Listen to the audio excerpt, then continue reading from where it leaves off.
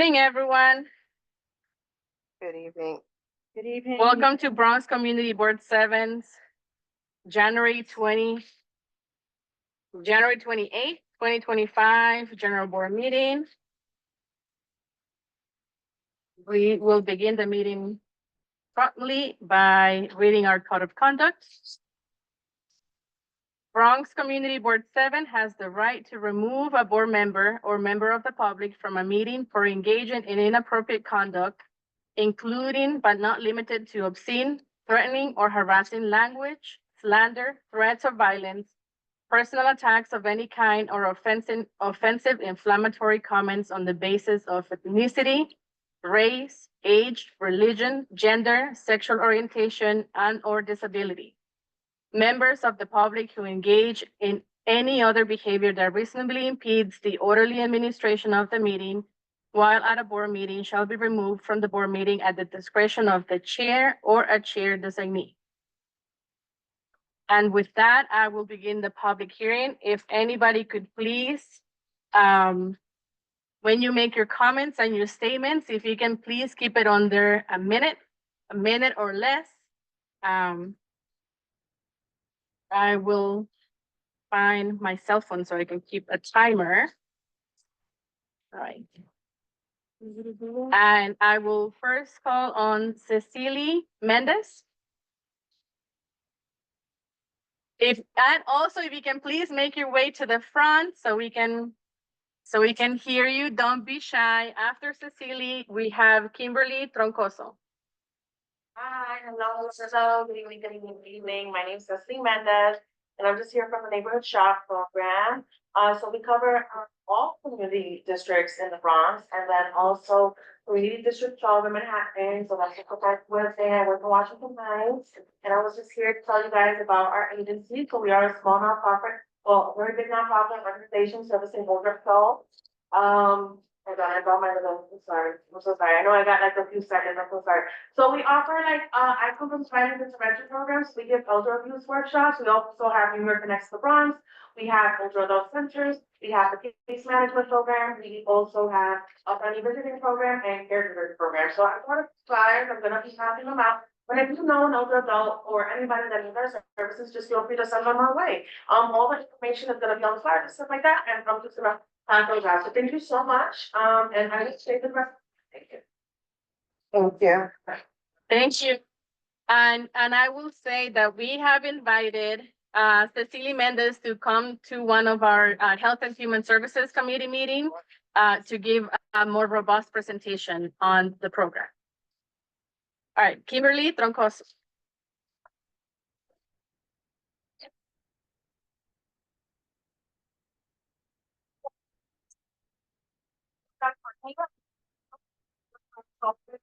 Based on number daily records, however, we served students and participants from all over the city. I'm going to talk about two different programs today. So first, internship. First, the scholarship that we have is called the Brennan Benson Scholarship. It's a $20,000 scholarship for seniors in the Bronx for college. Applications are now open and the flyers here on the table. And the next program I'll talk about is called Beyond Rising. It's an internship program for undocumented students. So it's for 16 to 20-year-old undocumented students. And if they get accepted to the program, we place them in various businesses, nonprofit, and post-secondary institutions throughout the city. They get to work at places like Columbia University, Fordham University, a PR firm, places like that. And so there's two different cohorts. So the applications are open now for the summer cohort, and they work full-time hours. So they work 30 hours a week, and they get paid $500 a week, which is a pretty good deal. Yes, and applications for that officially open February 10th. However, you might see that the link is active, but try to wait a little bit and then fill it out around 30.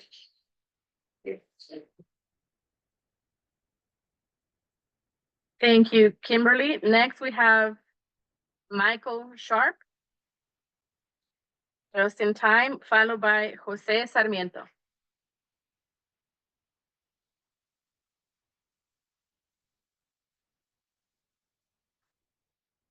Good evening. My name is Mike Sharp, New York City Department of Finance. We administer a number of programs that help individuals in New York, particularly seniors and individuals with disability. If you are a homeowner, you have any homeowners in the building this evening, we have some information we'd like to share with you. This is the period of time here where you apply for property tax exemption. And what that means is these are programs that lower your property tax. If you have a home, a condo, or a co-op, you may be familiar with property taxes. Well, there are several programs for seniors, those are disabled, veterans, even members of the clergy. Have some information about that. If you are a renter, many of you are, and you live in a rent stabilized apartment, many of you do, and you are a senior, we call that age 62 and above, and your household income is 50,000 or less, you may qualify to freeze your rent where it is. The Department of Finance administers that program too. You may know the rent freeze program as SCREE or DREE. So we have information about those Unknown caller. programs, particularly for those who are in the homes and houses, the co-ops. We'd like to see you this evening just to share this information because you must apply for these benefits before March 15th. And if you have a co-op or condo, there's an additional abatement, which means they also cut your taxes that you have to apply for by February 15th. By applying, we mean you simply notify your management that this is your primary residence.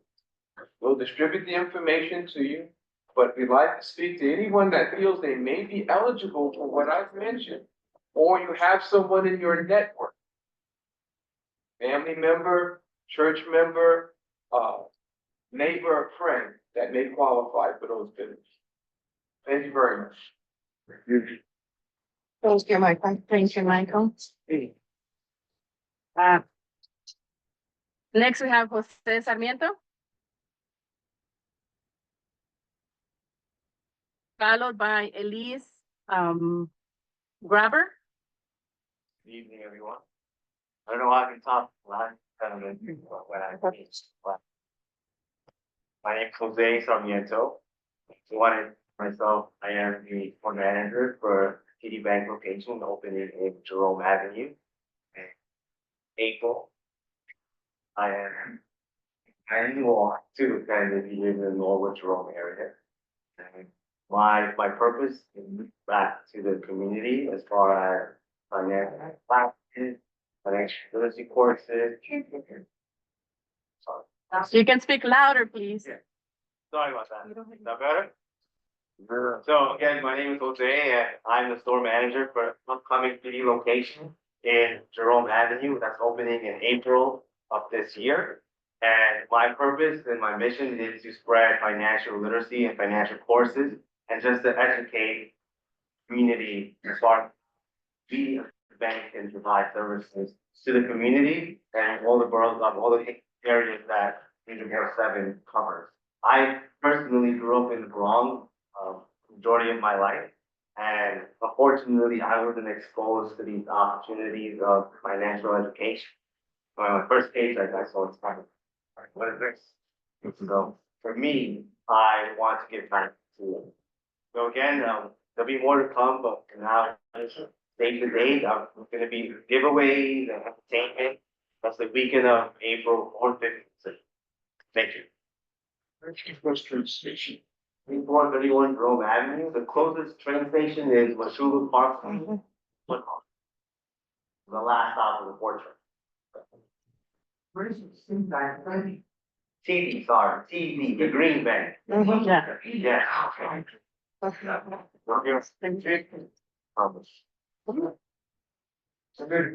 Okay. Thank you, Jose. Thank you. Next, we have Elise Grabber, followed by Judy Sheridan. Hey guys, I'm Elise. I'm a family medicine resident and member at CIR, the Union for Physicians. Super currently in my training program in Montefiore, and I'm here on the emergency room. Both some of our 1199 NYSMA colleagues, then also interns and residents in training that are in the emergency room. I'm here kind of just to bring attention to some of the stuff that has been going on with Montefiore in terms of them shutting down hospital beds that are inpatient and there to provide care to people in the Bronx. Also not addressing and creating appropriate conditions in the emergency room. I don't know how many of y'all have been in the emergency room at knows this in a Montefiore, but it is not the level of care that myself, a lot of my colleagues are willing to stand by and be there for. So just wanting to bring that to everyone's attention today, and also bring to our attention, some of the pushback that we're trying to give in terms of them prioritizing creating this like transplant center that they're, expanding while shutting down inpatient beds. And then also, within CIR and our residency committee, we're also in the process of negotiating a union contract, just to essentially try and protect both like physician trainees like myself, time and safety with some really basic things that are allotted for other physician trainees throughout New York City. But also provide things like a patient care fund and other things that we believe would allow us to address a lot of these gaps in patient care that we're seeing, and unfortunately having to be the face of amid these conditions that are we would consider not appropriate and not ideal.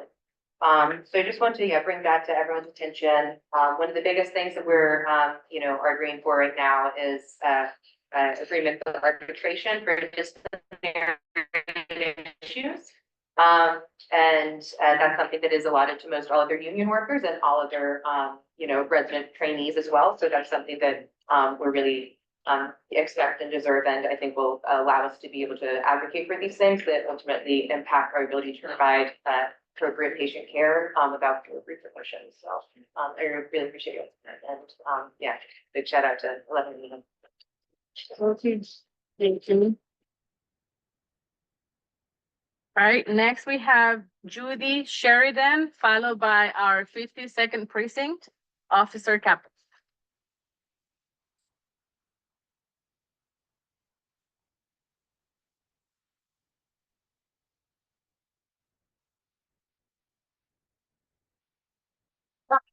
Judy Gonzalez, Christy England, Nelson Bertram, and Dana, one of our RPA, nurse practitioners. So we are all nurse, but we all work in the emergency department at Montefiore Medical Center in the Moses Division, and we are really concerned with the conditions that we're facing right now. Our patients are suffering to the extent that we've never seen before. It's been bad for 20 years. Our patient population has quadrupled over 20 years. They have not expanded any space. The patients who require admission are waiting for hours, sometimes days in the ER, up to 50 or 60 patients at a time, crammed together like sardines without respect. And when they're brought upstairs, some of them are placed in hallways, in actual hallways. Instead of expanding the space, hospital has come up with this solution called vertical ED. What does that mean? Patients who need stretchers are then forced to sit in chairs instead of being placed in stretchers. We're being advised not to give the therapies that we know our patients need, that we've been trained to give, that our years of, I've been there 40 years. I know what I'm doing. I'm being told to do things that are wrong because they just refuse to expand the space. So we're here advocating for our patients, many of whom do not speak English, many of whom are poor, many of whom look like the people in this room, not like the people at White Plains Hospital. And Nelson's going to talk a little bit about that because Montefiore says they can't do it, they can't afford it, they can't expand, they don't have the money because our patient population is on Medicaid or they're uninsured. But insured patients are no longer going to the emergency room because the conditions are so bad. If they have cars, they'll go elsewhere. But meanwhile, our patients are suffering. We don't have enough monitors for them. We don't have enough space for them. And we're being pressured to give inferior care against our own principles. So we don't want to do that. We have our own ethics and we have a responsibility to do no harm. So at the end of this week, we have an ask, like the community board and the community to protest, say that our patients deserve the same level of care as they get in White Plains Hospital, where they're expanding. And I think Nelson's going to talk about this when we talk about Montefiore not having more.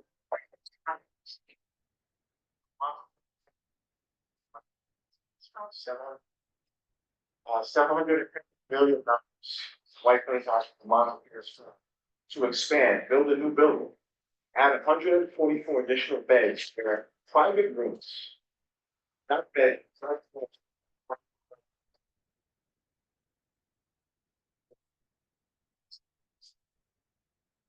When they go into the emergency room, if it's day or night. They're gonna add 10 additional operating rooms. They're also going to double the size of their emergency department, while our emergency department has been the same since 1999. Population have increased. I work at Montpelier because I enjoy taking care of my patients. I bust my butt every day, and I am sickened to come into work and see stretchers piled up. While if I go to White Plains Hospital, which I can't, members, it looks like a awful. Daddy, but we hope you'll support us and support our patients. That's just what we said. Sure, no opinion of that you own. That's where you will end up, but we want you to get best care that's possible and what you deserve. Thank you so much. Thank you. Thank you. I also want to say that in your meeting packet on page 28, the same community stakeholders came to give a more thorough presentation. And we have the recording, we have the QR code. So if you're interested in hearing a little bit more and a little bit more from everyone's experience, please take a look at the webinar recording. One quick question. Yes. I go back with this fight for years. I've stood out in front of that hospital, protesting, walking up and down when Lourdes was still over there as a nurse. And this argument keeps coming back and back and back, and it has to stop. I have known people who live in Tracy Towers that went into the emergency, very ill, stuck in a hallway. Nobody have paying attention because the nurses are all overworked. The staff is all overworked, and we keep having the same argument. This argument is more than 20 years old. When does it stop? What do we do? We need to do something to stop it. For anybody who's not familiar with the situation, this has been going on too long. And like she says, it could be you or your family member that gets rushed to Monty and you wind up in the worst conditions possible to be in a hospital. So, and tired of hearing this argument, we need to shut that down. We need to do whatever you need us to do, whether we got to go out there and stand in front of that hospital again, whatever we need to do, let's get it done. Thank you. Have the CEO's number at the bottom of the page, it's like it's my call, let them know how you feel about what it's doing. Yeah, we're doing a little press. We're gonna have a press conference at the end of February. We'd love for everyone to be there to really expose this great situation. Thank you. Next we hear from our 50-second pre. Barbara.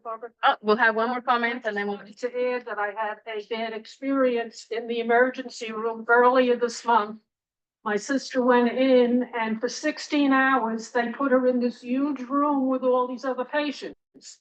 She had an infection. I don't know what the other patients had or whatever, but I was very surprised. There was no privacy. And why would you put somebody with an infection in a huge room with other patients? So things have gone downhill.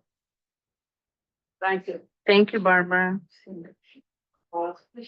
Yes. All right, so we'll go to our officer.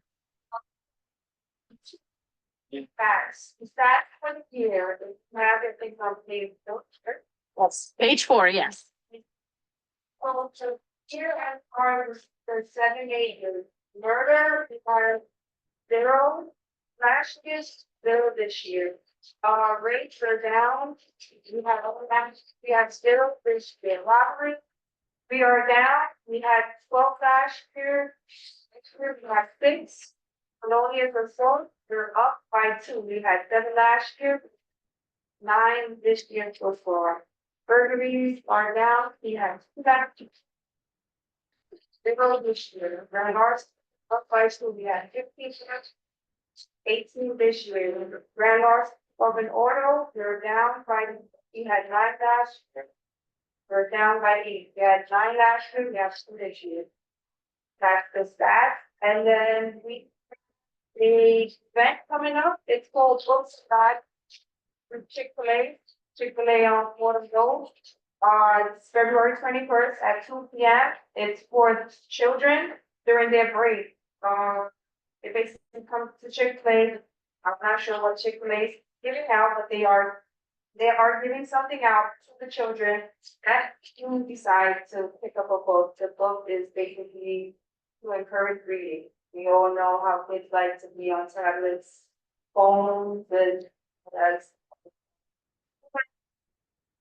If you would like to donate, by all means, leave me for my partner, Recent, for collecting books, new and gently used books.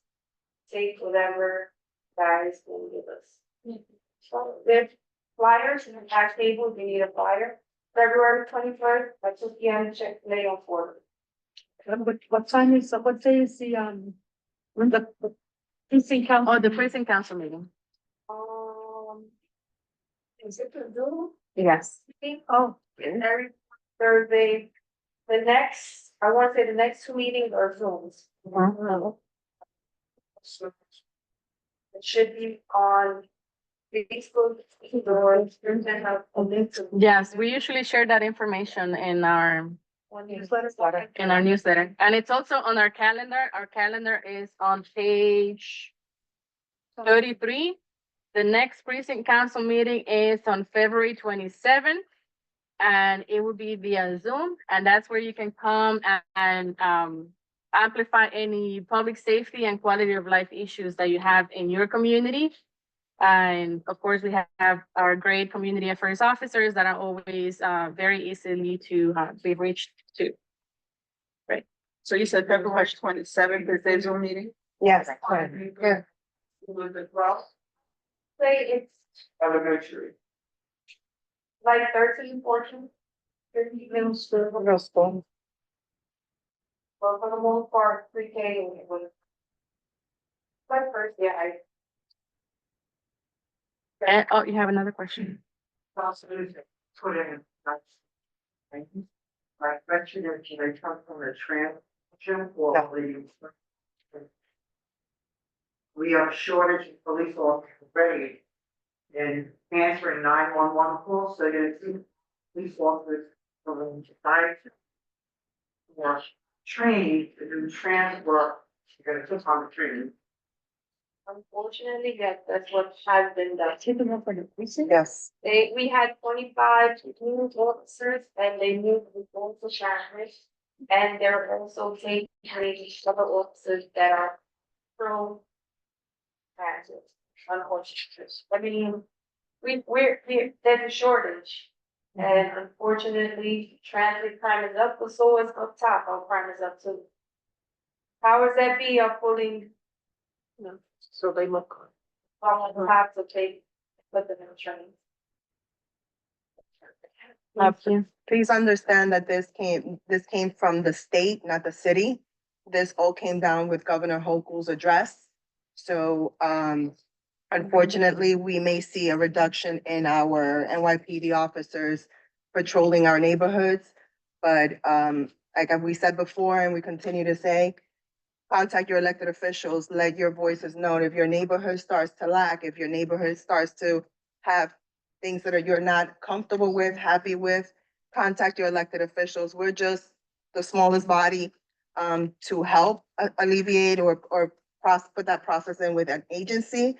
But your voice and your complaints to your elected officials, it's what matters, because then it goes to a different chain of command. Okay? Thank you. Yes. Thank you. And I will say at the office, we receive a lot of complaints, specifically for the Kingsbridge station on the B and the D line. A lot of complaints out of that train station. Right, with that, we'll move on. Thank you, Officer Capo. With that, we'll move on to Joel Hernandez.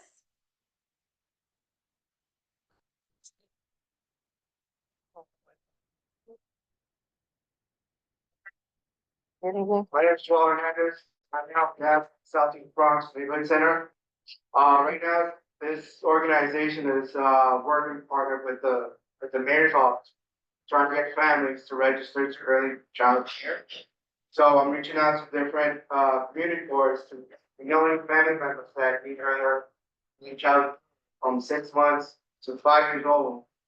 You can, after the meeting, I'll give you my email, reach out and get the information on families. And, make sure that they get the care that they need. I'll be walking them. Sure, it's needed, so they can get that. Thank you, Joel. Next, we have Nelson Bertrand. Do we have a Nelson Beltran? Oh, he already spoke, all right. Madam Chair, that concludes the public hearing. Welcome, everybody, to our first general board meeting of January 2025. Happy New Year to you all if I haven't seen you since then.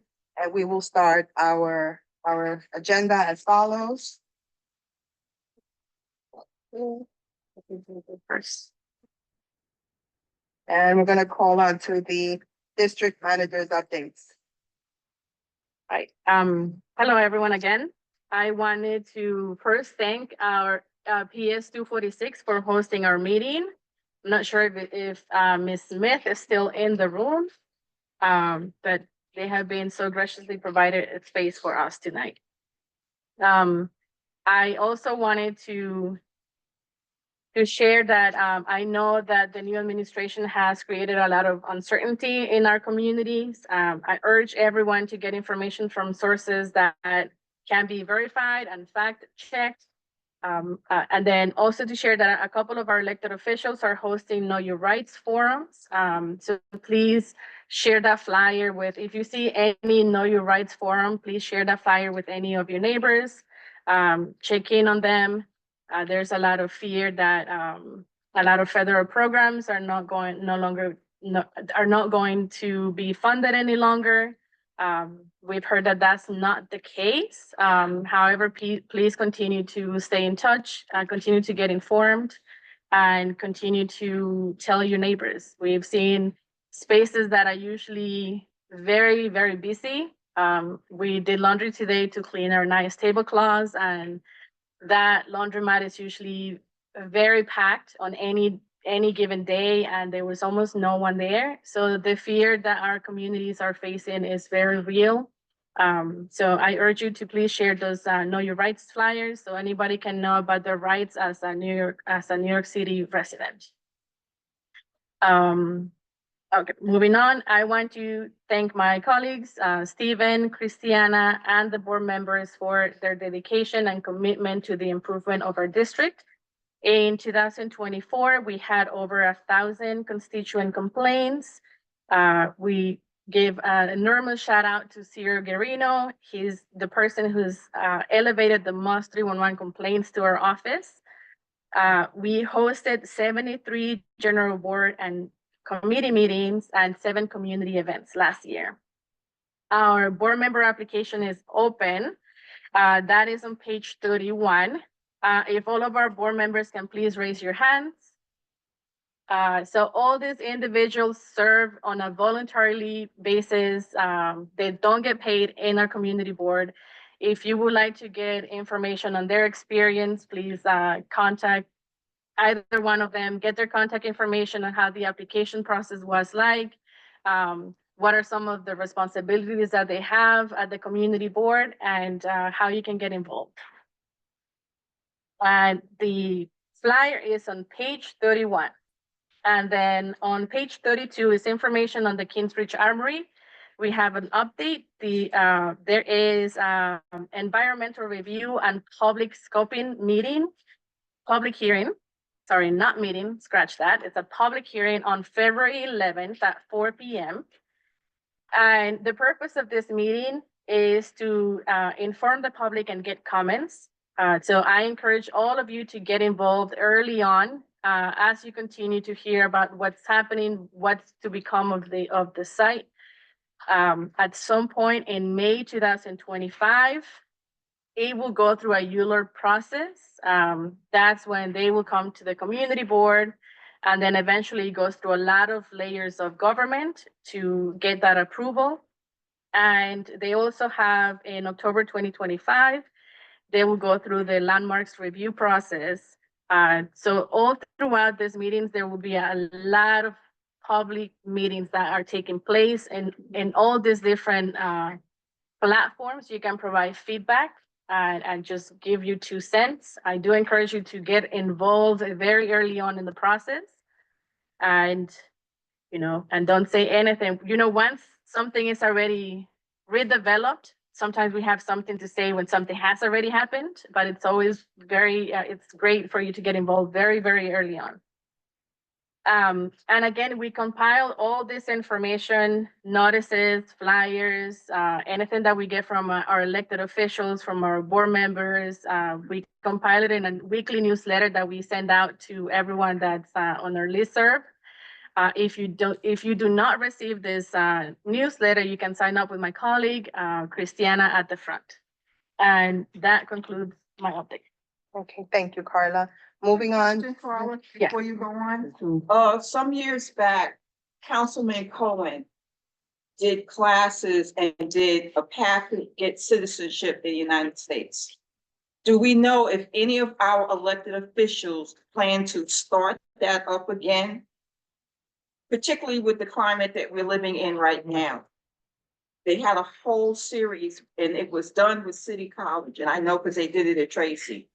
And they had all of the steps and the documentation and all of the things that you needed to do to apply for citizenship. Mm-hmm. Is any of our elected officials planning to take that step again, or is that step sort of null and void at this time? So the City University of New York has Citizenship Now. It's an initiative. They provide a lot of support and resources on how you can become a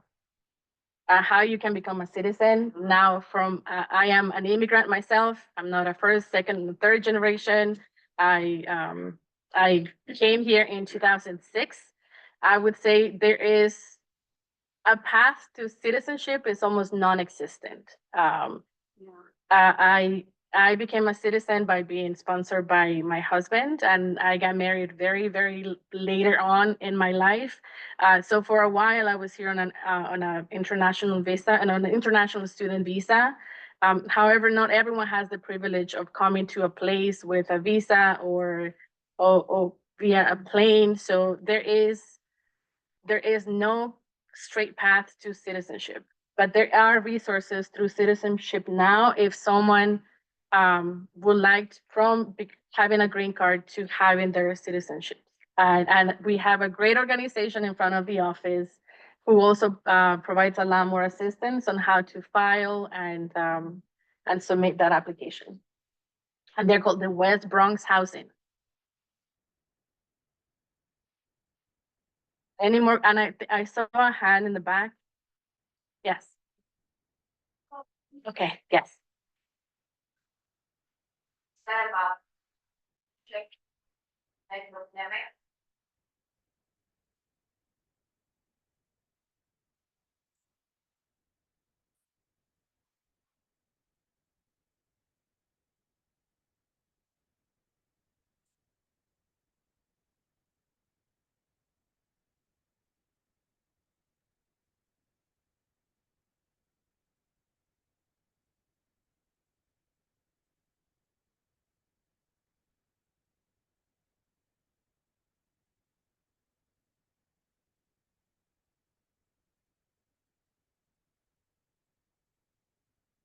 Okay, George, I see you. I'm gonna get to the elected officials representatives. I know you guys always talk about, the resources that are brought to you from your office to the community.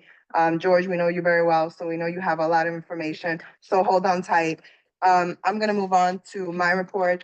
As we all know, we have a new administration, in Washington. It's only 8 days in and, it's scary. Let's say what it is. It's scary for people of our community because we know who they are. We see them, we work with them, we buy from them. They're our neighbors. Their kids play with our kids. They go to the same schools we went to. They try to provide. We know that the majority of the people that come here that are immigrants, I'm a child of an immigrant. My father came here in 1985, worked at a bodega. And 4 kids later, we found our way to be educated through the process of being an immigrant here in the city and in this borough and in this community, because I'm from here. I'm from Kingsbridge and Morris and 196th Street. So I know, I've seen it. I grew up with it and I love it. I love the culture that we have, the diversity that we have. And it is scary to see that in 8 days, this administration has created this much scare tactic for our people. And it's real. This is not made up. This is real. Every single day, we're going to hear something in the news. It's going to be the norm, and it shouldn't be the norm. But unfortunately, our elected officials in Washington have to do what they have to do. We put them there, and I will always say, and I've said it from day one, and I will say it to the day that I leave this board. Your elected officials were there because you voted for them. You put them there. You call them, you make them responsible, you hold them accountable for the vote that you gave them to help your community. And that's how it goes. A lot of us tend to sit back and say, well, it's not my culture, it's not me, it's not this. No, because it affects everyone. It starts from the very bottom to the very top. Why? Because working class, people that come in here, that come to this city, that come to this country, looking for that better way of life, believe it or not, every industry that you use, that you have at your disposal, helps you. These people do things that you wouldn't even imagine that they do, and it helps your day to day. I work in the legal field, and you know what's happening? My clients are calling me scared, crying on the phone. And you know what I tell them? If that does happen to you, you need to leave me an email, an emergency contact in the country that you're with. Because if we need to get in contact with you, I don't know. So if you have friends, if you have family, if you know of anyone, let them know, hey, leave a contact number with somebody you rely on. Because if something happens, we would like to know that you're okay. And that's just a neighborly thing to do. So I would like for each and every one of you in this room, if you know people that are going through it, that you know they're going through it, just be nice and say, hey, leave an emergency number in case something happens and we can reach out to you, even if it's just to say, hello, how you're doing. Because sometimes that's just what people need. Piece of paper and getting to citizenship. And we all know the red tape that a lot of people go through. But sometimes they just want to hear, hey, are you okay? And sometimes that's just enough as a human being. Okay? Lowell? I say, okay, this is just the 20 and 30-year-olds. Okay, wait a minute. There are a lot of, my husband does not have a birth certificate. There are a lot of people who are over 50 who do not have proof of where they were born and are they legitimate. And it is scary because you don't know where this will start. And it affects everybody. I don't care if you're 6 months old or 102. It's going to affect all of us at some point in time, because where do you draw the line of who's an immigrant? Because in a sense, we're all immigrants at some point in our life.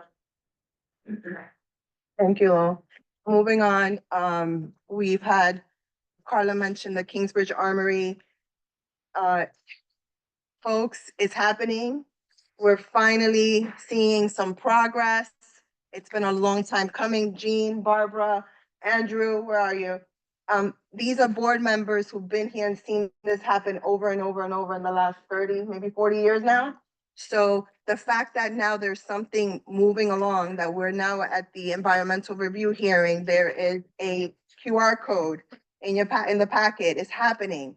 We're moving along. And we're very excited to see what's going to come of the Kingsbridge Armory. It's been sitting vacant for so long.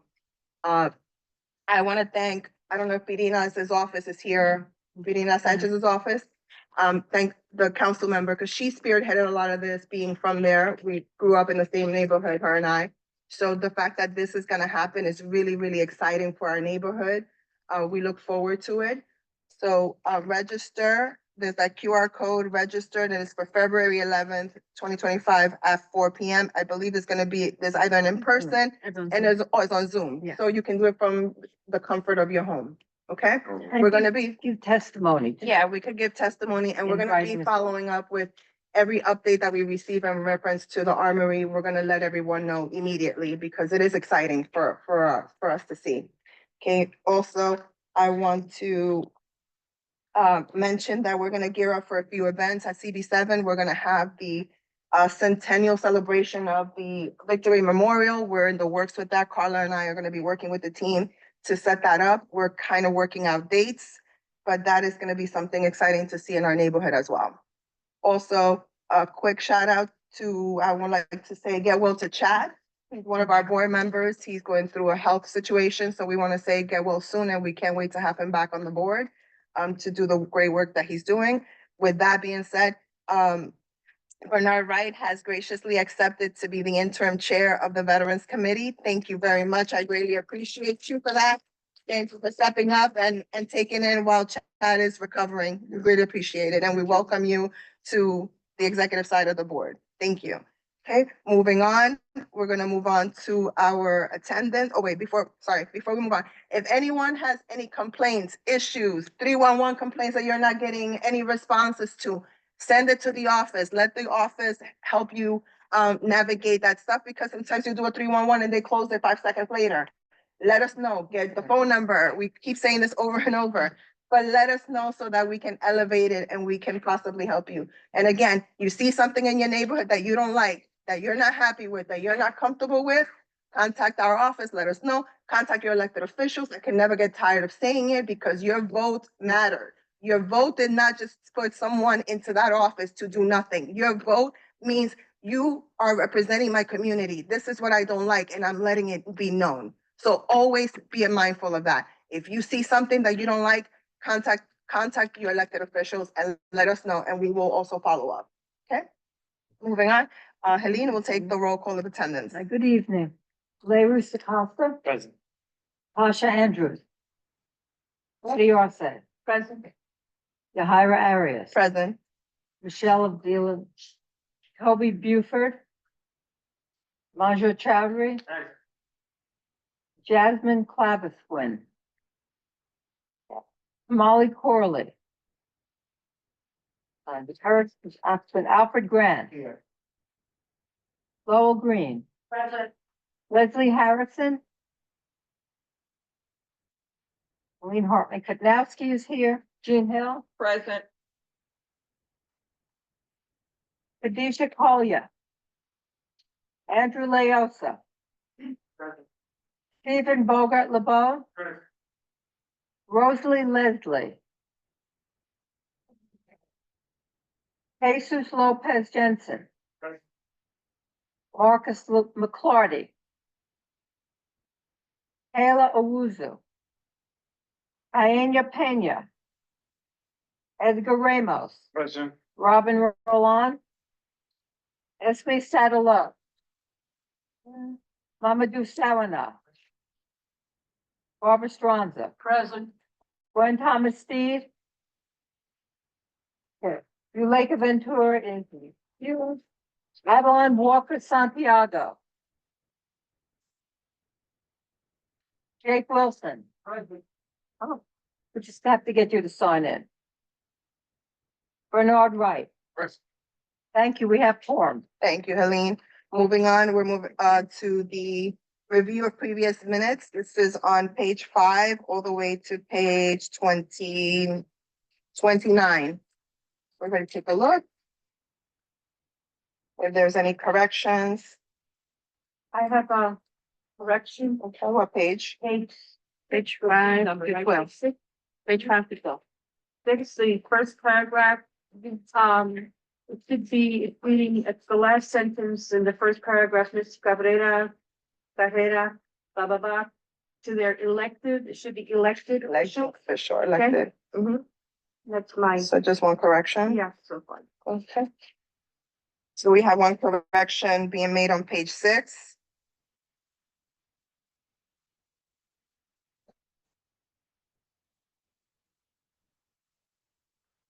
What? Oh, it's a mayor.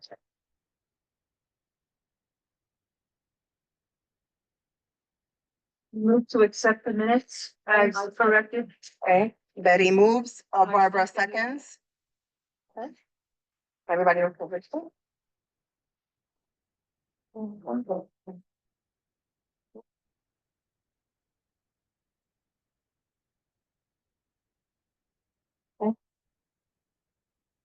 Larry Acosta, Groups? Tasha Andrews. Betty Arce. Approves with changes. Yahira Arias. Approves with the correction. Toby Buford. Madra Chowdhury. Jasmine Clavesprin. Kamali Corley. Sorry, Alfred Grant. Lowell Green. Leslie Harrison. Helene Hartman Katnowski approved with correction. Jean Hill. Correction. Khadijah Collier. Andrew Leosa. Stephen Bogart LeBeau. Rosalie Leslie. Oh. Jesus Lopez Jensen. Marcus McCarty. Kayla Owuzu. Oh. Diana Pena. Edgar Ramos. Approved with correction. Robin Roland. Esme Stadilo. Mamadou Sawana. To Barbara Stronza. Approves with correction. Gwen Thomas Steed. Zuleika Ventura. Adeline Walker Santiago. And Dick Wilson. Bernard Wright. Correction. Thanks. Motion passed. With correction. Thank you, Helene. Moving on, we have two motions on our agenda, and those motions are on pages 18 and 19. And we're going to start that off with Parks and Recreation. Barbara? We received a request to convert two of the tennis courts at Williamsbridge Open Park to pickleball courts. Evidently, there is a group who play mornings on one side of the park, and the area they're in is a all-purpose area that's used for wiffle ball, tossing footballs, whatever, and it interferes with their game. So right now, we have 8 tennis courts at Williamsbridge Oval, which are not used all the time, and the request is to convert 2 of them to pickleball. All right, it will not mean any major construction because they'll use the court and just tape it so that the court is shortened for pickleball and they'll lower the net. The committee feels that we should agree to have this done on a temporary basis because they felt that in time, if pickleball runs out of favor, they can be converted very easily back to tennis courts. So the motion reads, send a letter of support to the New York City Department of Parks and Recreation to temporarily convert 2 tennis courts to pickleball courts at Williamsbridge Oval Park. Sorry, do we have a second? Second? Second. Please, thank you. Any questions from anybody on motion? Just to clarify, there's not gonna be any kind of construction to change the court. No, they just have to lower the net and tape the court so the boundaries are shorter than tennis. Okay, we're ready for a vote. Should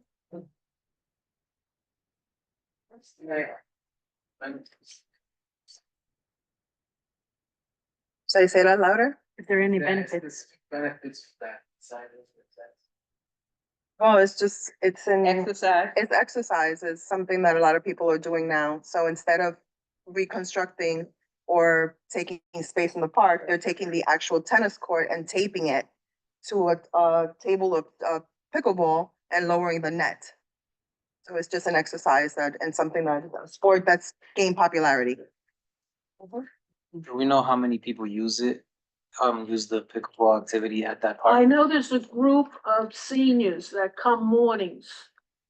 I ran into them one morning and, I'm sure these courts will be well used and certainly the Parks Department wouldn't have approached us unless they have had people come to them and asking for this. Is it gonna take away from? Right now, all the courts are not used. In the summer, they do have a program for kids on the tennis courts, but there again, they don't use all 8. So they will still have 6 of the 8 for tennis.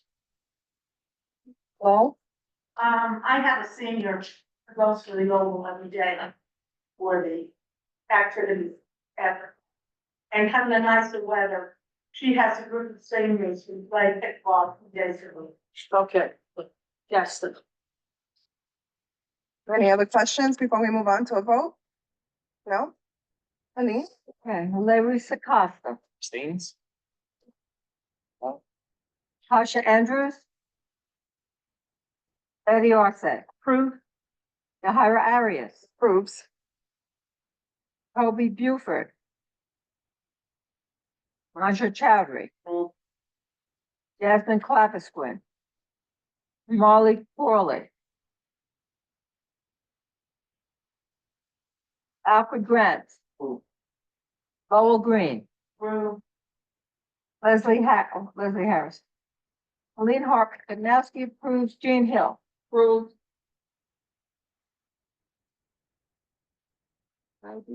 Andrew Leosa. Stephen Bogart LeBeau. Rosalie Leslie. Jesus Lopez Jensen. Marcus McCarty. Kayla Owuzo. Payena Pena. Edgar Ramos. Approves. Robin Roland. Esme Sadalo. Mamadou Sawana. Barbara Swanza. Approved. Gwen Thomas Steed.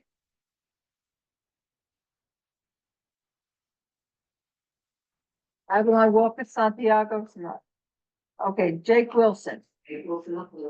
Bernard Wright. Thank you. Motion passed. Okay, thank you, Helene. We'll send a letter of support to Park Department in reference to, the pickleball courts at Williamsburg. There's a hand up over Yes?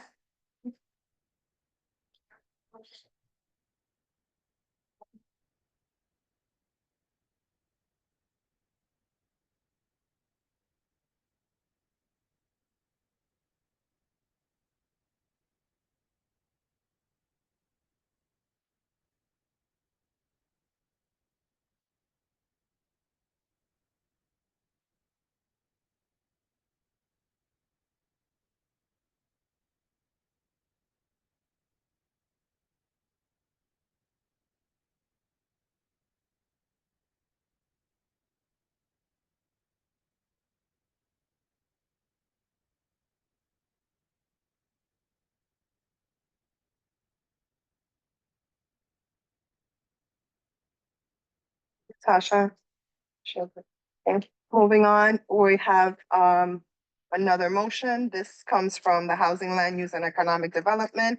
This is to send a letter of support to Synergia Inc. in support of relocating 3 female residents from their current Home Street site to a 24-hour supervised individualized residential alternative, which is called an IRA, at 227 East 204th Street, Bronx, New York, 10458. Okay, the history behind this is Synergia came to our committee and they support people with developmental disabilities. And what that is, they have these 3 women who already live together. They already are roommates. They already involved with each other as living together. And they require 24-hour services. Some of them are, I believe they said that they're independent in their own way, but they are provided services in that home while they're living there. This is a, proposed relocation site. It's literally right next door to our community board. So these are gonna be also residents of our neighborhood. They're gonna be part of our community, and we do welcome them to be a part of it. We do have Synergia here, if they want, would you like to say a few words? Anybody here from Synergia? No. Oh, they're not here. I'm so sorry. I thought you were. You look familiar. Sorry, I was looking in that direction. Yes, Lo. Why? Why do we have to give a letter of They don't have to ask for a letter of support, but why can't they just move? they can, but they wanted to be transparent and come to the board and let us know that they're in our neighborhood. And also they have program that they're expanding their program also in the Bronx. They're originally from Harlem.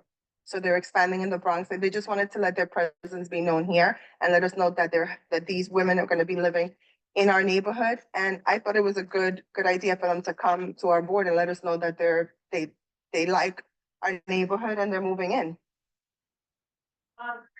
Oops. Yes, I'll get that. No? Because I have no problem with this, Oh, but I think, and I'm for independent living individuals with developmental needs. But I think this puts them in a spotlight that I do not think they need to be put into. okay.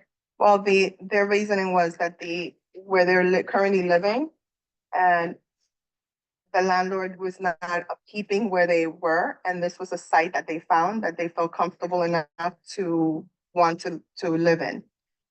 So they came to us and let us know that in reality, they don't have to. They can just move out, right? But in the sake of transparency in the world that we're living today, they were nice enough to come over to the board and wanted to present what they were bringing to the neighborhood, and they also looking for other sites within the Bronx to help these individuals out. Are they gonna propose, because I agree with Lowell, it's a little discomforting, only because I wanna protect their privacy. Now we know the address.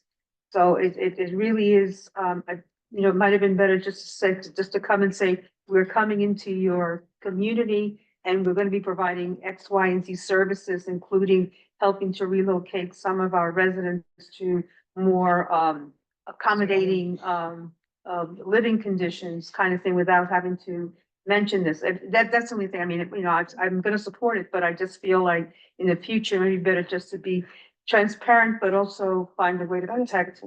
Residents. And I think some of the, something that the presenter mentioned is that they're also looking to destigmatize,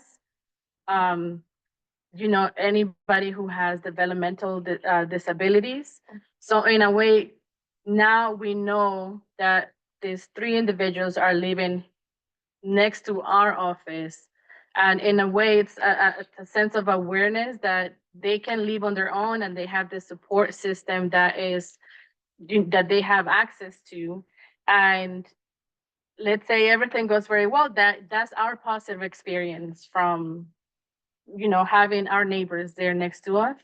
And this is something that the Office of People with Developmental Disabilities required the not-for-profit to look for. They require them to notify the community board. That's one of their checklists per se. So that's why they came to the community board to let us know. 1 second. Wait, give me 1 second. Bernard? This is, sorry, this is a rhetorical question. This isn't a pitch, because I read it, that they need assistance. This isn't asking for assistance for them if they do decide to live, in this. They're already there. They already have. They're already there.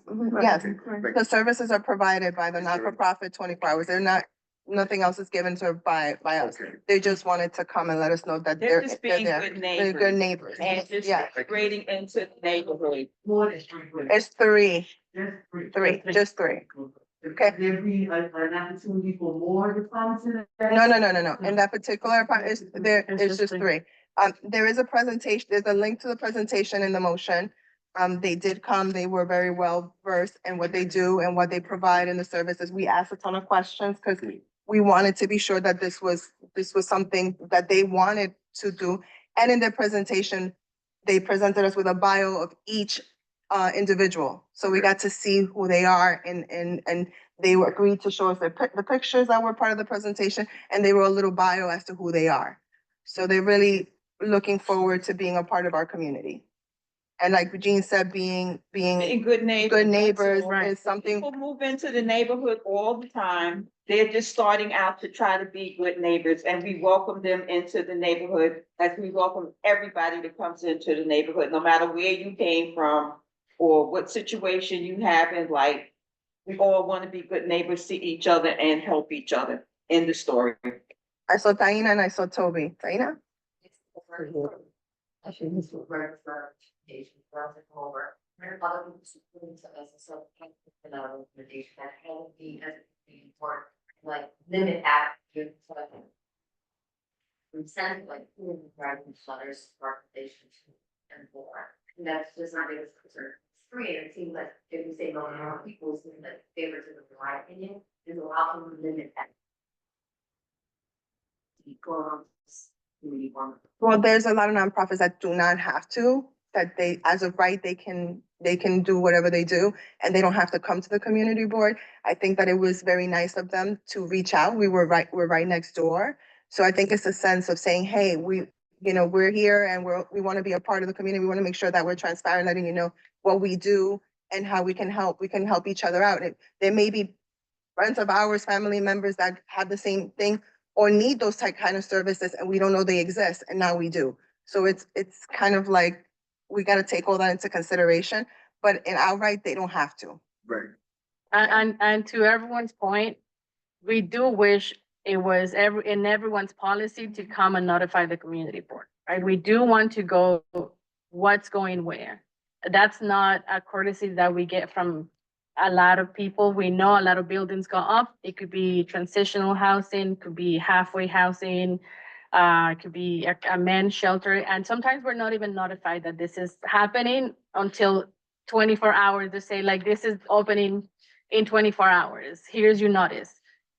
So this is, I guess, a step in the right direction. And, as a community board, we can only wish that everyone else adopts that good neighbor policy to say, we are notifying the community board about what's happening. And to your point, you have a tough decision, right? What do you say yes to and what do you say no to?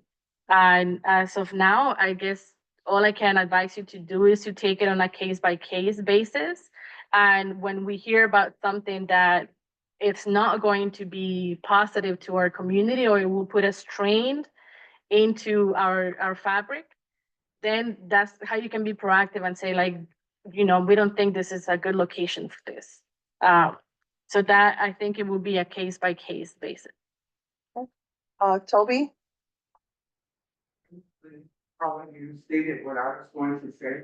I think those Senator, the community board, and good present.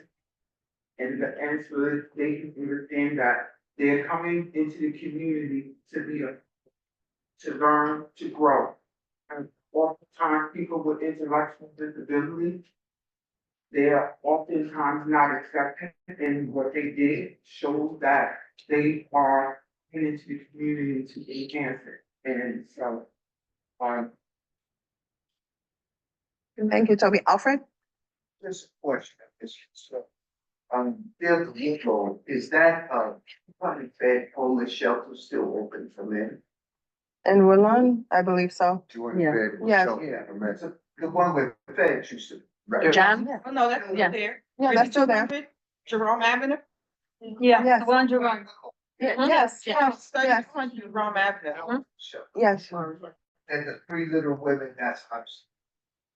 Okay. Because you know what danger that we have in our hospital, they come there. Little women. That's, Thank you. These are not homeless women. No, they're not no, I'm homeless. not saying Right, that. right. I'm saying, look at that. Yeah, yes, no, you're right. Yes. Fed homeless shelter or disturbed men. Well, homeless Okay, men, too little. no, just forward. Okay. Anything else before we move on? Yeah. Before we move on to a vote? Yes. You ready? Ready? Ready. Okay. Larry Acosta. Approves? Tasha Andrews, Like it's second. Betty Arcid, Already went into the discussion. Yahira Arias, Approves. Toby Buford, Major Chowdhury. Okay, Kamali Corley. Alfred Grant. Lowell Green. Colleen Hartman Kapnowski approves. Jean Hill. Approves.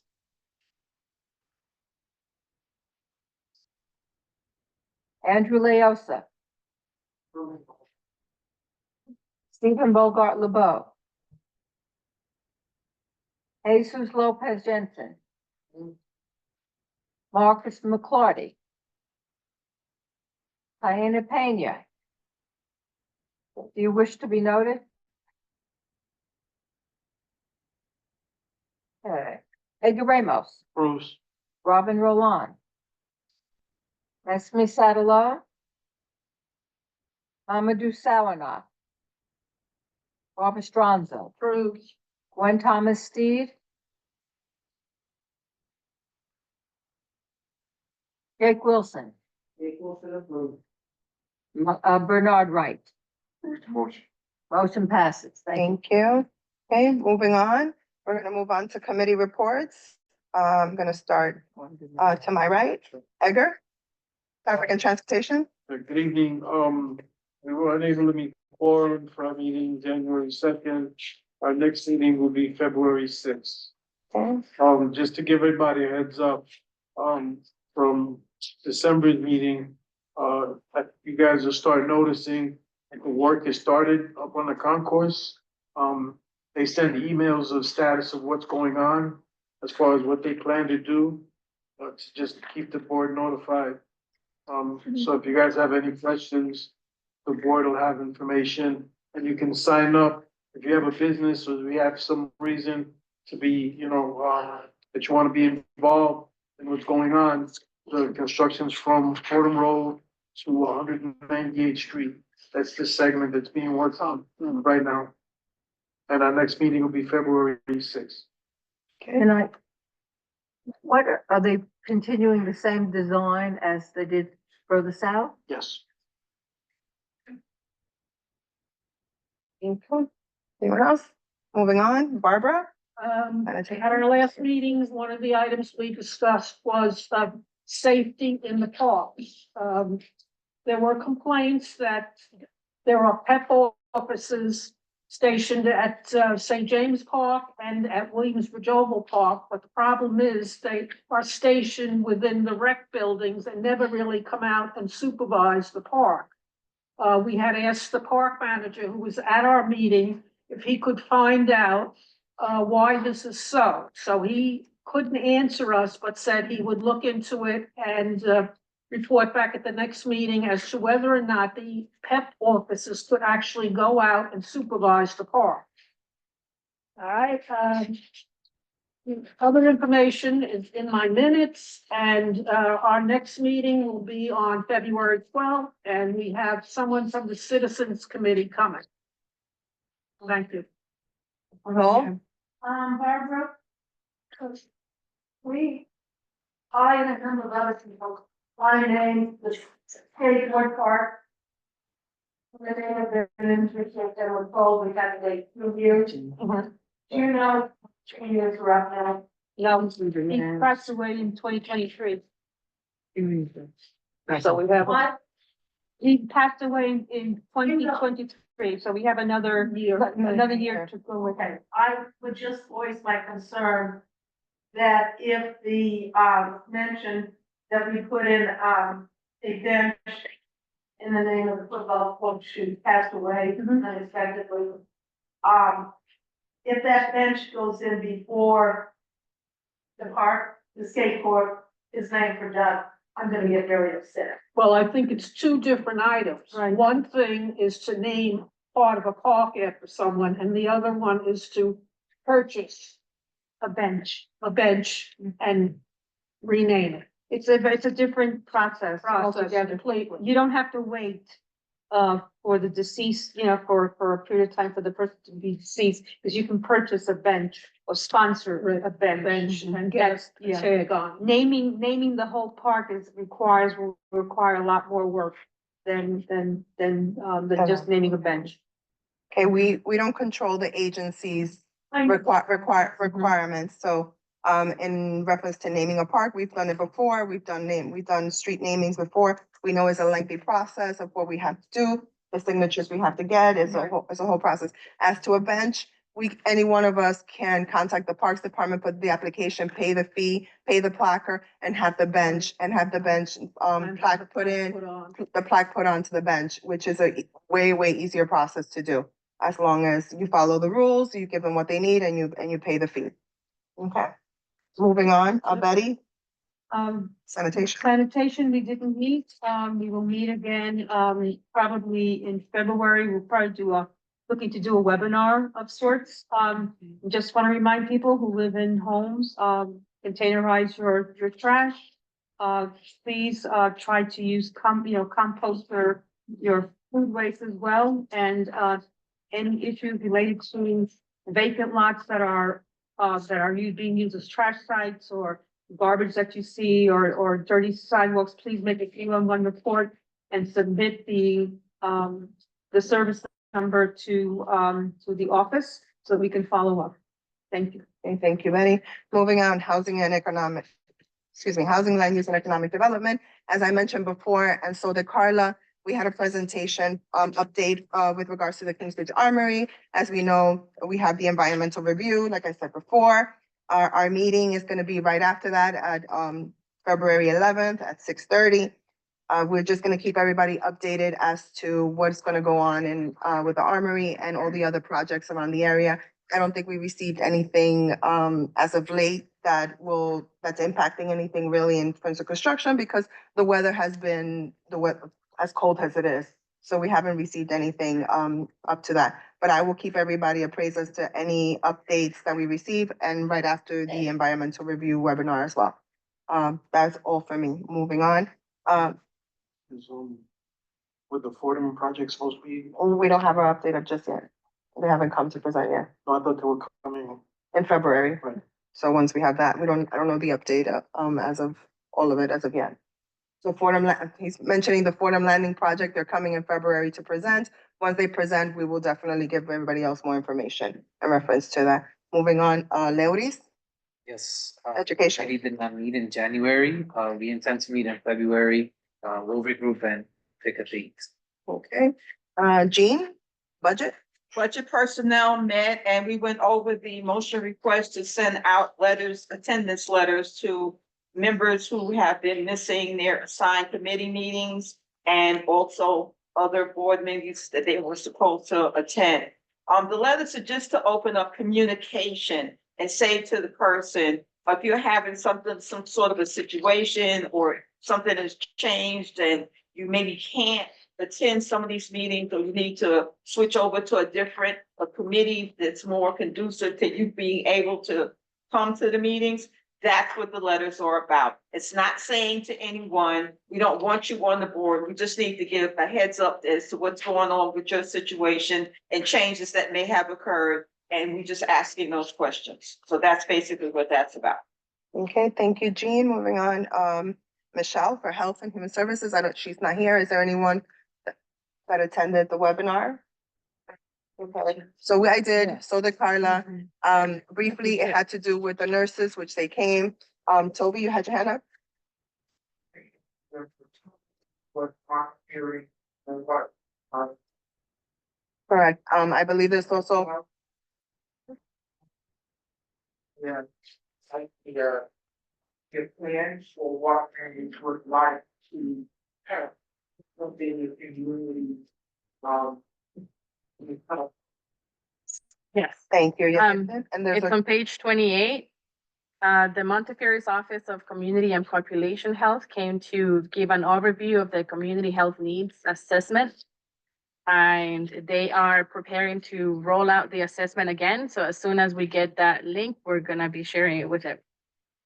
Thank you, Toby. Thank you, Carla. Last but not least, Bernard, you're the interim chair of veterans. I know you didn't meet, but we look forward to your report on February.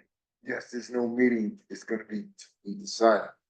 Yes, you're right, thank you so much. Thank you. Okay, moving on, we're gonna move on to our elected officials. Okay. Is there anyone here from Congressman Espaillat's office? Anyone here from Congressman Richie Torres's office? The mayor's office, Alina, hi.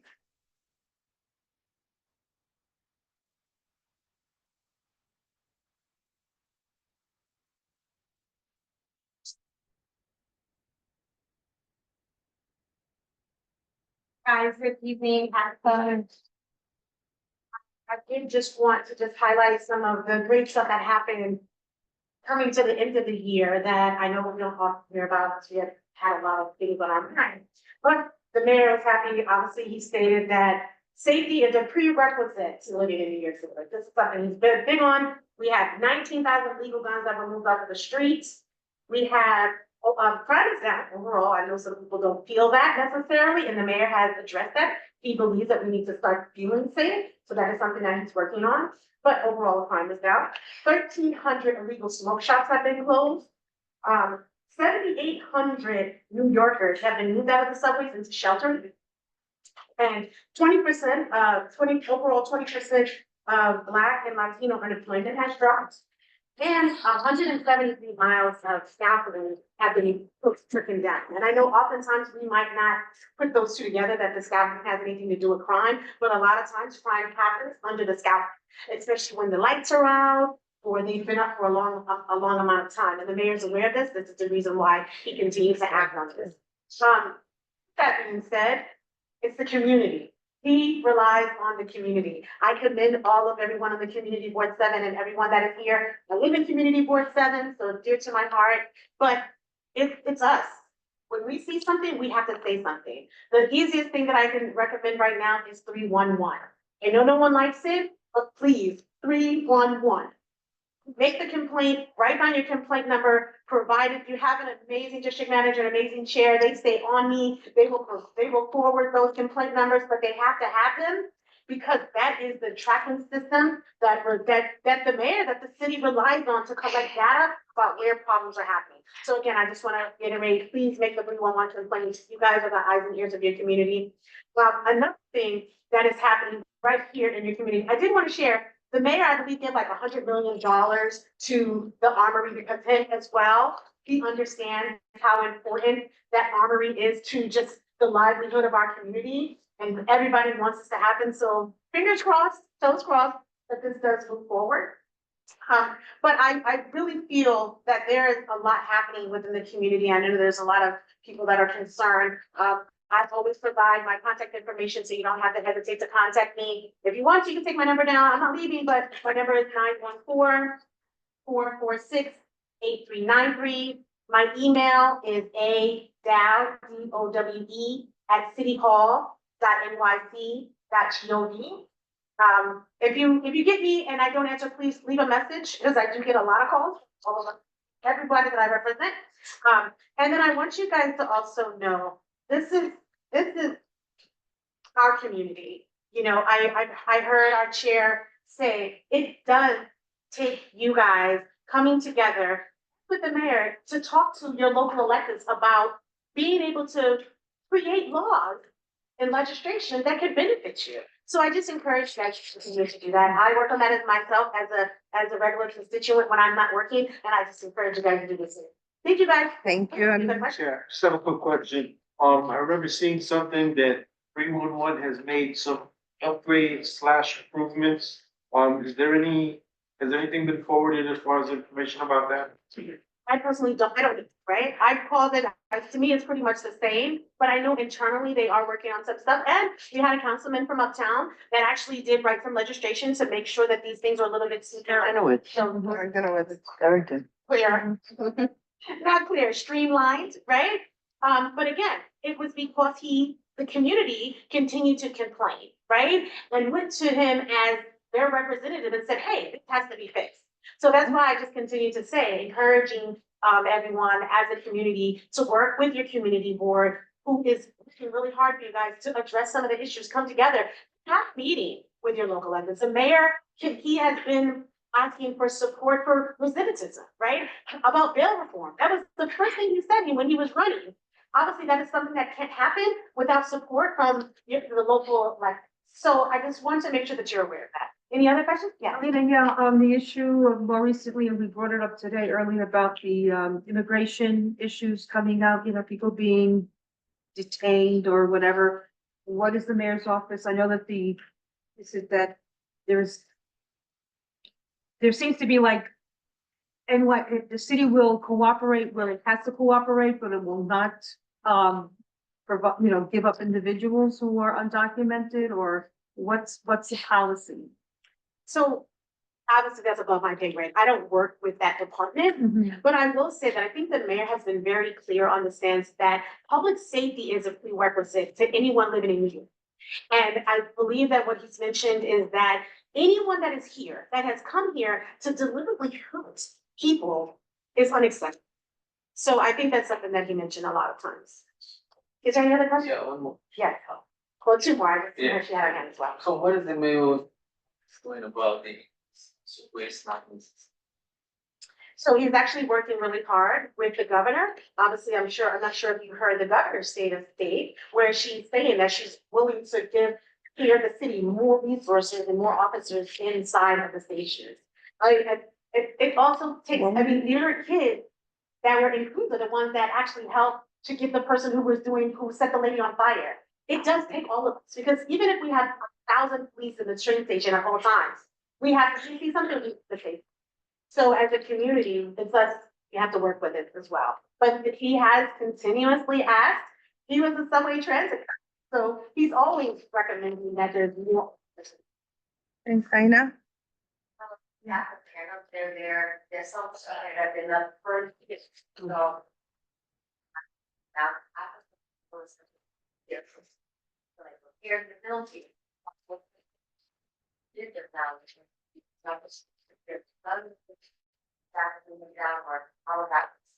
No, so the scaffolding that is there, DOT has come and said it needs to be there. If it was removed, it's because they had to do the repairs to make it removed.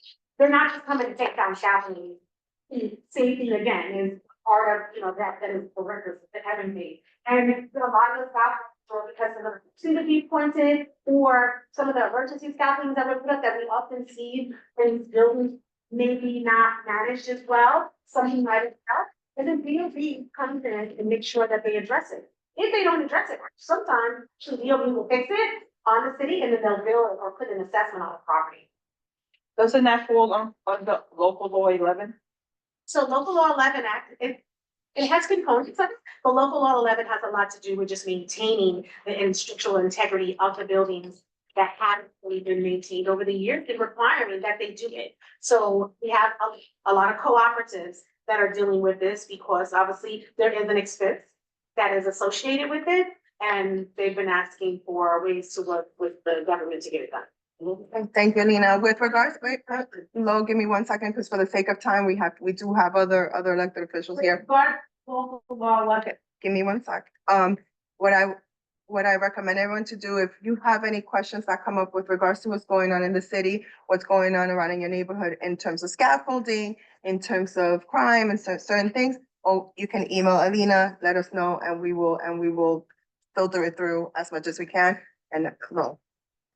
I'm gonna let you know, you may not be aware, but there are a lot of local law 11s. They've got the scaffolding up, and they want to repair, they've got contracts. But the city is taking forever and a day to issue the permits. So, I mean, I know that you are cooperative by my cooperative. A lot of times, it's not just the city taking a lot of time, they really do go over the plans, right? Sometimes the plans are not realistic. And then you also have another side where there you have electeds and you have community that are saying, hold on 1 second. This assessment that's going to be put on this property might be over a certain amount of millions of dollars that are going to be put on to the onus of the shareholders, which is a burden, right? So there's a lot of things in play, and there's not a one size fit all. So if you are aware that property is having the difficulties with getting the permits and everything is all together, please just contact me because I'm able to speak to DOB to do it. Okay, on that note, I just mentioned that to Carla, we're gonna try to get a rep from DOB to come in and answer questions with regards to anything in scaffolding and housing, so at least we get full clarity, not just from one person who doesn't handle all of it. Yeah. But let's get the actual agency to come in and answer all those questions, either at the housing committee or we'll have them come here and just have those questions ready for them, okay? Your I'll housing let them- committee is easier, because I know that they do sometimes go with different committees, Mhm. maybe you have an issue, just like. Okay, thank you, Alina. Moving on. Is there anyone here from the New York City Public Advocate's Office? Is there anyone here from the New York City Controller's Office? Is there anyone here from the Bronx Borough President's Office? Kenny's not here. From the Bronx District Attorney's Office? Savannah's not here. Okay, moving on. New York State Gustavo Rivera's office. Senator, excuse me. Patty? Okay. Good evening, everyone. I'm gonna try to speak as loud as I can. So I want to go over a few things very quickly. As always, we have a packet in the back for newsletter, which that's. I'm not gonna talk about farm reduction, but you can go chat with me after, right? Next one, we will be having our UF Greening Day. Michael Sharp here will be partnering with the Department of Finance with Sharp Solution to screen folks for free, she and start the start program. We'll talk about what that is later. If you want to chat with me. And as always, we like to talk about these, right? Over those prevention centers. We have two in New York City in Harlem. We have these flyers in the back. If you want to read more, I'm happy to answer more questions. But I want to talk about paying attention to two things today, which is the Cooper's Armory, and I can't reiterate what the community board has said, and also what I'm sure that Paula will be sharing later. But your voice matters, right? This is your community, and I hope that I see a lot of community movements in this program, right? We urge you to please.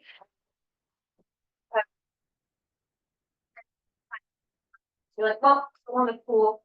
This should have been bigger. This should have been smaller. This is your time to tell us what we want, right? In terms of the story, because we have an Instagram post where it shows you what it has been selected, right, for this project, or what would the square footage look like. But the square footage is still up for debate, right? What is based off these public hearings and how it would impact the community, right? Part of the environmental statements and how it would impact businesses, street vendors, because they're part of the community. So please join, right? If you want more graphics and you want to learn more, because feel free to text me. I'll forward and all so that we can touch base. So I really want to urge folks to pay attention to Featured Armory, something that's in the past when you've seen the Tom. It's a very complex topic, right? It took me a couple months to learn it, and now I'm trying to do a little work on this, and I really want to make sure that our community is. So I'm asking you to please do your part of this. And I think all of us have been talking about protecting our community and ensuring that we all have some sort of something to share. Back at the Know Your Rights flyer that we are working distributing to the community. We've been sharing it nonstop in our WhatsApp channel. So we will be sharing it with our Instagram. We've been doing outreach to our community, right? Like the Haida said, you vote these members in. They have resources to do this work and beyond, right? A lot of you may have received like mailers for an event that we're having, something like that. These resources are for the community, right? One of the other efforts that we'll be doing aside from outreach and sharing this flyer with the community is we're gonna do palm cards. So I have with me a couple at your service cards that are about this. Like we're gonna be doing a formal your rights training, but concerns that being virtual and track. We're still figuring out what works for our community. But with these palm cards, they're gonna be very small. So one of them will be Know Your Rights, like the flyer, very straight to the point, telling you what you should do in each situation and what are your rights. And the other one, it's a portion where it's like, I have the right to remain silent, etc. Then at the bottom, it says, if I indicate, please contact for distinction, individual or attorney, and then you put a phone number. So that way you just exercise your right and give it to the agent. Right? So I'll be sharing those with you in the next coming week or two, because we are waiting for it to be in our office. Like I said, these resources are insufficient. Whether it is for know your rights to protect our community, other things, but these resources are. So, I'll leave it at that. If you have any questions, please feel free to. Okay, thank you, Sadi. Moving, Sorry, how will you be distributing the palm cards? We'll be going around our whole district, right? And sharing the palm cards. We'll also have an initiative right now we have 70 schools in our district. And we will be touching base with each school. We have already started this conversation. We're gonna be mailing these palm cards, also dropping them off. I have a team of 5, right? And all of us cover each community board. And an extra will be going to each of these schools and providing these cards. So Churches too? yeah, churches too. We've been doing that as well. So it's an enrolling basis. So that's part of the outreach efforts that we currently have. We also have created a network within elected officials in the Bronx to spread the word and to learn about eye sightings, right? We want to make sure we are aware if they're moving fast, right? The last sighting was at 3 hours ago at Pelham. And they keep moving fast and we want to make sure that we're up to date. So those are a couple things that we've been doing to make sure that. okay, Sadi, if you have a digital part of it, if you can send it over, we will definitely post it up and put it up on our newsletter and our social media to keep our members, and our community appraised. Thank you very much. Thank you. Thank you. Okay, moving, You can download pop cards, there's probably over 7 organizations that are providing it on their website. I printed it out, English, Spanish, Chinese, whatever language.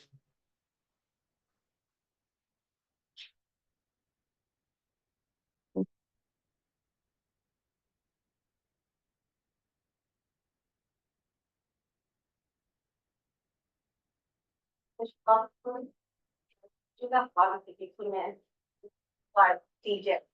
Event, everything. It's very important like that. We. Well, I figured. thank you, Sadi. Moving along. Anyone here from New York State Senator Robert Jackson's office? Okay.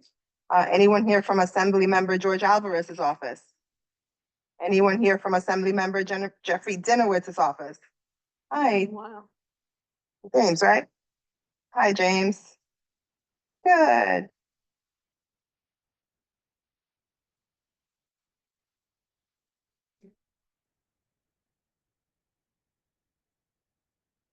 Sorry.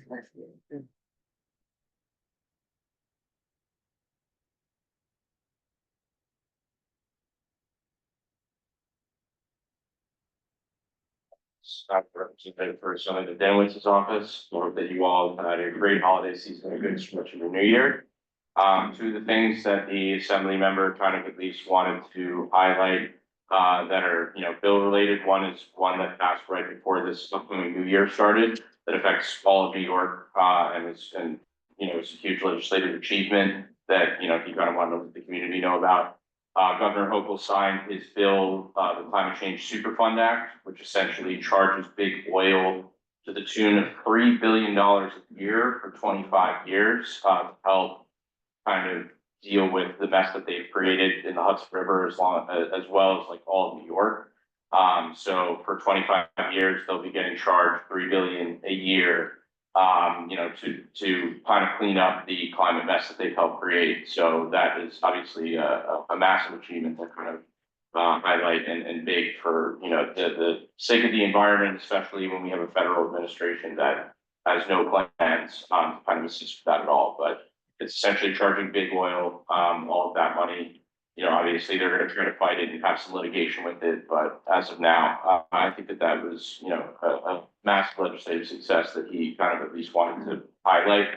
And then when we look to the upcoming legislative session, there's a bunch of different bills that obviously that he's trying to get passed through. I think one of the big ones that he's trying to address when it comes to this upcoming legislative session is bill number A 2575, which happens to do with extending the statute of limitations of actions related to certain sex trafficking offenses, reviving such actions otherwise barred by the existing statute of limitations granting trial preference to such actions, and exempting such actions from certain provisions requiring notice of claims. I know that some of that is some legal jargon there at the end, but the basic gist of what that is to make sure that if somebody is, like has any crimes that are related to sex trafficking, that there is no statute of limitations to that. That, somebody could be charged for a crime that they committed at any point in time. And that is definitely one of the big highlights that he kind of has, at least going into this upcoming legislative session. We, obviously are trying to support that and get that passed, have the governor sign that into law by the end of the year. We think it's a no-brainer, and, obviously we hope that the community and others think the same. But, that's at least it from a legislative front. We have free notary services at our office, which are located at 3107 Kingsbridge Avenue. We do notary sometimes for out of district too. Everybody in our office is registered notary, including myself. So, if anybody needs those services, feel free to come by. We help everybody, people from all over the state and even out of state when it comes to notary services. But yeah, in terms of in-district events, we will, in the spring, have paper shredding. Most of the time, we usually do it for tax season, so it would probably be in April or May. But we usually host around 3 shredding events. But we have none scheduled, at least for official dates. But something to kind of keep in mind, because it's usually something that we do with the community, along with the council member's office. I believe that's right. Thank you, James. Appreciate it. Okay, moving on. Anyone here? Research about this doesn't pass through. There are any organizations, happening to practice and. Yes, yes, there are. I can give you the bill number. It's last legislative session's bill number. I don't have the organizations off the top of my head. But it's 3351. 3351 kind of, if you look at the memo of it, it details how those funds are due to be appropriated. I know that at least of that $3 billion that there was, I want to say, and I'm spitballing here, but around 40% that was actually going to affect the communities that were disadvantaged most. Of that money is who that's kind of allocated toward. How the funding breakdown of it all, I don't have off the top of my head, but I believe if you look at the bill number, for 3351, not this legislative session, but prior, for the 23-24, I believe that should help these certainty. Yes. Any other questions? Thank you, James. Yeah. Okay, anyone here from Assembly Member John Zaccaro Jr.'s office? Hi. Ayana? Yes.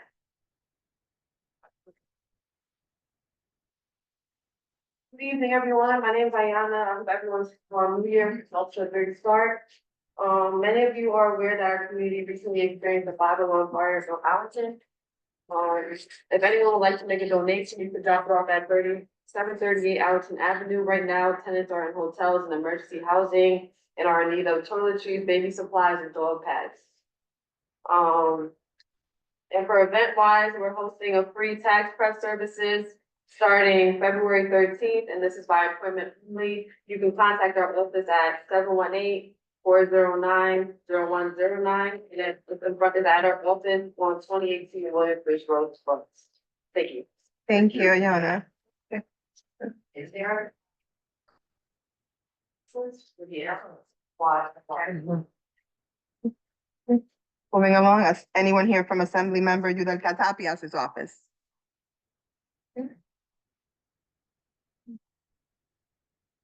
Clapping his foot.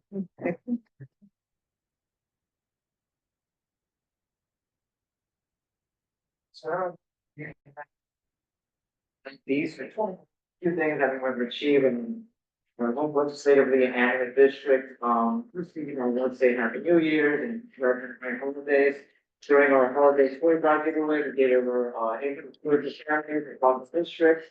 In terms of legislative achievements, we're also working on the environmental justice end of legislation. We will pass a stand which basically prevents the construction of school buildings like 500 feet in the major roadway, just trying to undo, a history of, an environmental schools for, communities of color being played, in roadways, or being drawn, ways, to apply.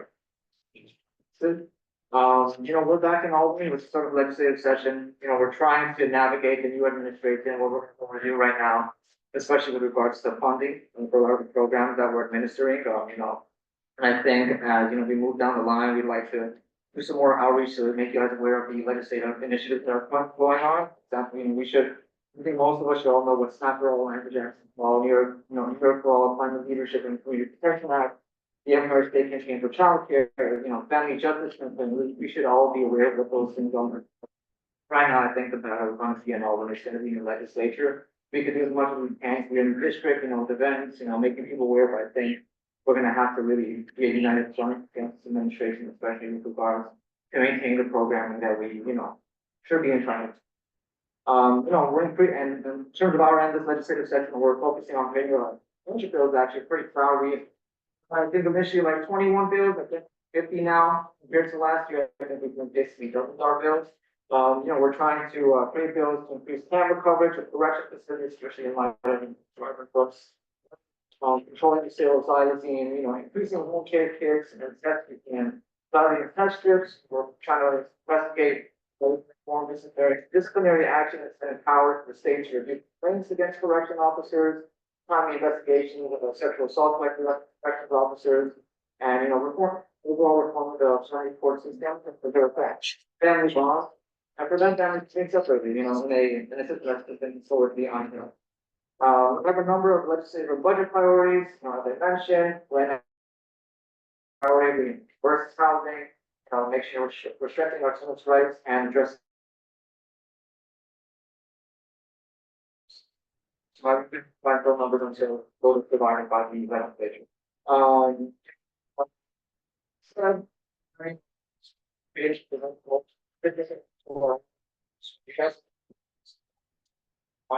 fire. Constituent flyer, so if you guys have any legislative ideas, anything that you would like to discuss, feel free to come to our office or feel free to, shoot me an email because I'm going to. 2 bills? No. Draft. So on February 8th, we're going to be events for the Dominican Heritage Month, District Month, we're going to be putting this together. Patient right now is to return, we'll show the photos that see on Instagram, and you see it in our newsletter. We will also be governor's office by dates on the governor's proposed 2025 budget. Again, this is always adapting in light of the new administration, especially recent announcement, problem, current problem. And some place, just with our spouse, website, I just want the rights of our immigrant communities and trying to figure out what's the best way to approach. Make this for the rights. I love that contract idea. I'd love to, make it your office. See already. Daniel's doing that. Something you guys want to do. But we're trying to see what's the best way to make sure that we're providing this information and also not having our community members be targeted and providing an easy way for us to do what they're doing. And just see we're sitting taking each other right at them. But I have got any issues. Sorry, but you guys.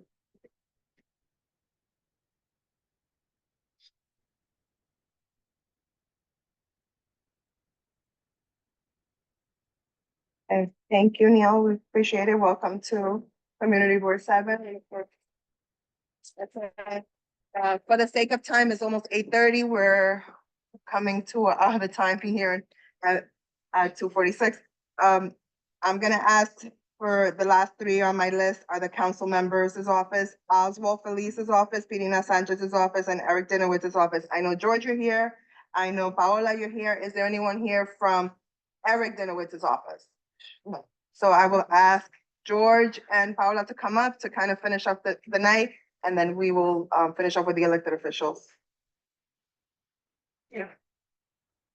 George is a representative of Councilmember Oswald Felice's office, and Paola is representative from Councilmember Pirina Sanchez's office. Good evening, everyone. My name is Doris Cook. I'm meeting program.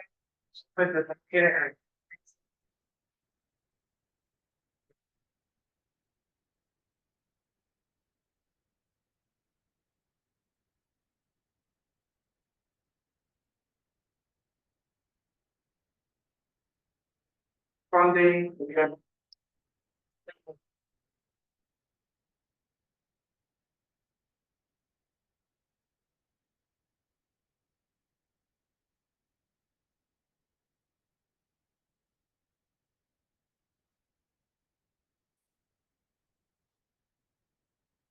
In our budget director for funding, also.